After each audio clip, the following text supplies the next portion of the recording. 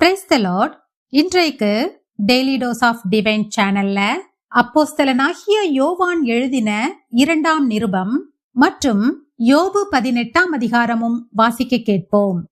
கர்த்தாவே, உம்முடைய வேதத்தில் உள்ள அதிசயங்களை பார்க்கும்படிக்கு எங்கள் இருதயத்தின் கண்களை திறந்தருளும் சுவாமி. ஆமேன். அப்போஸ்தலனாகிய யோவான் எழுதின 2ஆம் நிருபம்.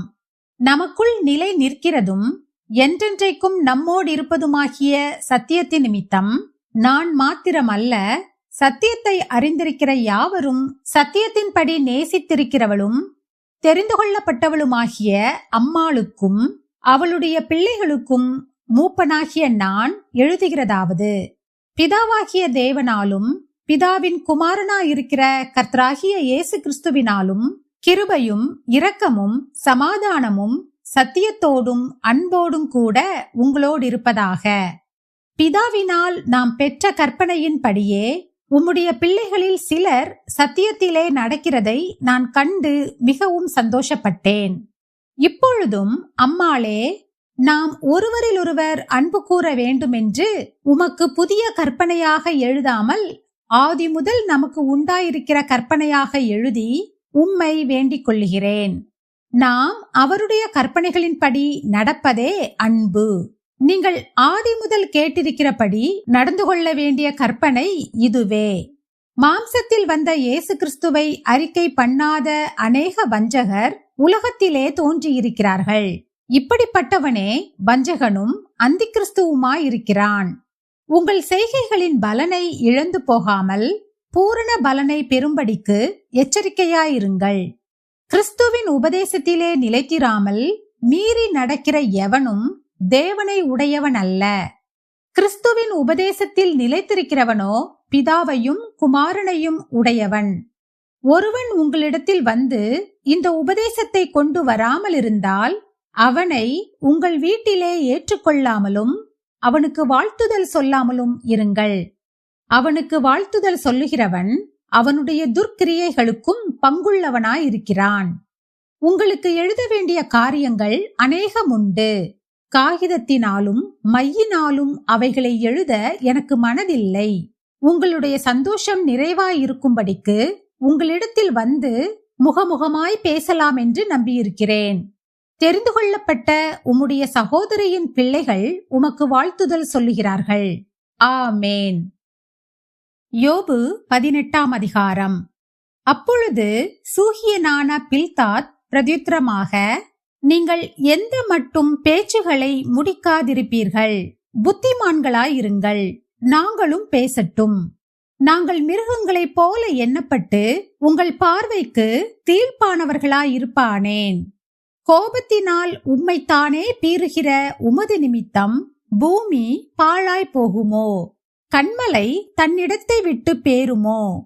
துன்மார்க்கனுடைய விளக்கு அணைந்து போம், அவன் அடுப்பின் நெருப்பும் அவிந்து போம். அவன் கூடாரத்தில் வெளிச்சம் அந்தகாரப்படும், அவன் விளக்கு அவனுடனே அணைந்து போம். அவன் பெலனாய் நடந்த நடைகள் குறைந்து போம், அவன் ஆலோசனை அவனை விழப்பண்ணும். அவன் தன் கால்களினால் வலையில் அகப்பட்டு வலை சிக்கலிலே நடக்கிறான். கண்ணி அவன் குதிகாலை பிடிக்கும், பரிகாரர் அவனை மேற்கொள்வார்கள். அவனுக்காக சுருக்கு தரையிலும் அவனுக்காக கண்ணி வழியிலும் வைக்கப்பட்டிருக்கிறது. சுற்றிலும் இருந்து உண்டாகும் பயங்கரங்கள் அவனை திடுக்கிட பண்ணி அவன் கால்களை திசை தெரியாமல் அலைய பண்ணும். அவன் பெலனை பட்டினி தின்று போடும், அவன் பக்கத்தில் கேடு ஆயத்தப்பட்டு நிற்கும். அது அவன் அங்கத்தின் பலத்தை பட்சிக்கும், பயங்கரமான மரணமே அவன் அவயவங்களை பட்சிக்கும். அவன் நம்பிக்கை அவன் கூடாரத்திலிருந்து வேரோடே பிடுங்கப்படும், அது அவனை பயங்கர ராஜாவினிடத்தில் துரத்தும். அவனுக்கு ஒன்றுமில்லாமற் போனதினால் பயங்கரம் அவன் கூடாரத்தில் குடியிருக்கும்.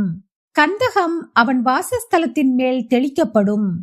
கீழே இருக்கிற அவன் வேர்கள் அழிந்து போகும், மேலே இருக்கிற அவன் கிளைகள் பட்டு போகும். அவனை நினைக்கும் நினைப்பு பூமியில் இருந்து அழியும், வீதிகளில் அவன் பேர் இல்லாமற் போகும். அவன் வெளிச்சத்திலிருந்து இருளில் துரத்திவிடப்பட்டு பூலோகத்திலிருந்து தள்ளுண்டு போவான். அவன் ஜனத்துக்குள்ளே அவனுக்கு புத்திரனும் இல்லை, பௌத்திரனும் இல்லை. அவன் வீட்டில் மீதியா இருக்கத்தக்கவன் ஒருவனும் இல்லை. அவன் காலத்தோர் அவன் நாளுக்காக திடுக்கிட்டது போல பின்னடியாரும் பிரமிப்பார்கள்.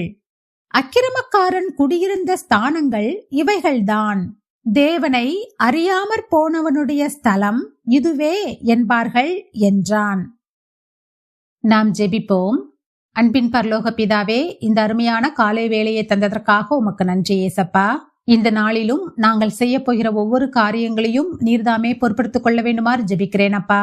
இந்த நாளில் எங்களை போக்கிலும் வரத்திலும் எங்களை பாதுகாத்துக் கொள்ளுங்க.